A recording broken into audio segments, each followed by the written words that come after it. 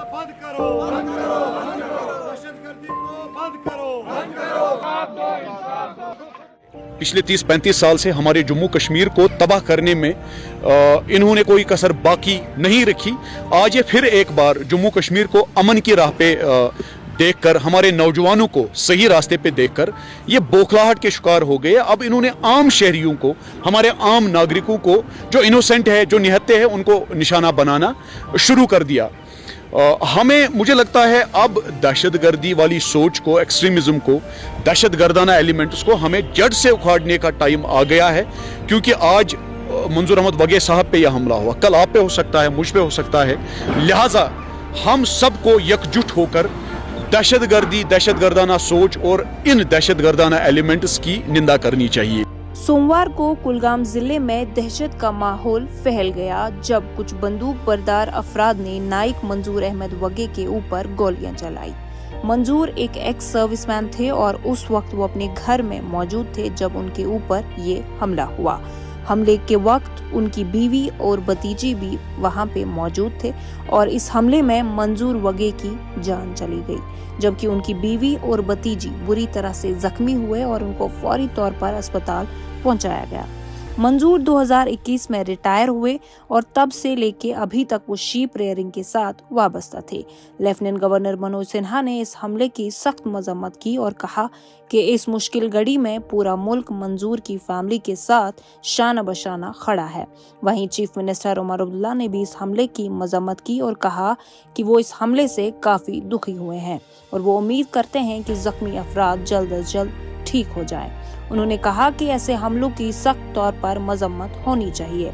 2025 का ये पहला मिलिटेंट अटैक था और इसको लेके फारूक अब्दुल्ला ने कहा कि अगर वादी में सूरत हाल बेहतर हुई होती तो शायद कुलगाम इंसिडेंट नहीं होता। हमले के बाद कई लोगों से अभी भी पूछताछ जारी है। वहीं मकामी बाशिंदगान की तरफ से एक कैंडल लाइट प्रोटेस्ट किया गया और इंसाफ की मांग की गई। ये हमारा पड़ोसी मंजूर अहमद वगे, ये सर टेरिटोरियम आर्मी में है, पिछले 2 साल से रिटायर हो गया सर। अब परसों उसका हादसा हुआ है।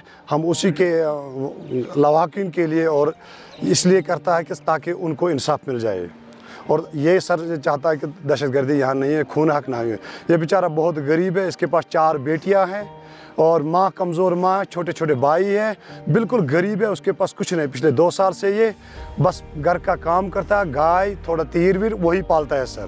प्रोटेस्ट हमने इसलिए निकाला है कि जो बिहबाग में जो ये हादसा पेश आया है, ताकि इन जैसे हादसातों को रोक दिया जाएगा।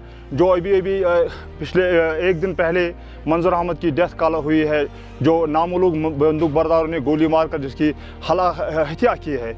हम चाहते हैं कि सरकार इस मामले में पुरअज़्म होकर इन मामलों को तहकीकात करे ताकि जो ये लवाकिन है इनको इंसाफ मिले, ताकि जिस दौर से जम्मू कश्मीर अभी गुजर रहा है आइंदा आने वाले वक्त में ऐसा ना हो। क्योंकि मंजूर अहमद जो है ये फ़ौज में सर्विस कर रहा था। नौकरी करना आखिर कौन सा गुनाह हो रहा है? क्योंकि नौकरी तो बहुत सारे लोग करते हैं मुख्तलिफ महकमों में। यही इसी तरह से ये पुलिस या फ़ौज एक महकमा है जिस महकमे के ज़रिए ये भी एक सर्विस कर रहा था और सर्विस के दौरान 2 साल पहले ये रिटायर आया है। अब ये भेड़ बकरियां पाल रहा था, घर के चरवाहे को चरवा रहा था, अपने अयाल के लिए बस यही एक सहारा था, जिस सहारे को भी आज किसी लोग ने, जो नामालूम बंदूक बरदार है, उन्होंने ये सहारे को छीना। इस जो ये घर है, जो ये फैमिली है, इनका जो ये चिराग था उसको गुल कर दिया है। इसलिए हमने ये प्रोटेस्ट निकाला है ताकि लवाकिन के साथ और जम्मू कश्मीर के साथ इंसाफ। एक इनोसेंट किलिंग है, जो सिर्फ एक बंदे की किलिंग नहीं है, इन्होंने एक पूरे खानदान का कत्ल किया है, जो इंसानियत का कत्ल किया है, जो हमारे इस्लाम में भी नहीं लिखा है। हम इसे किसी तरीके से ही नहीं देख सकते क्योंकि ये बंदा पिछले 2 साल से he has came from his duties and he was retired from last 2 years. He was just living his life like हम लोग जी रहे हैं इस गांव में।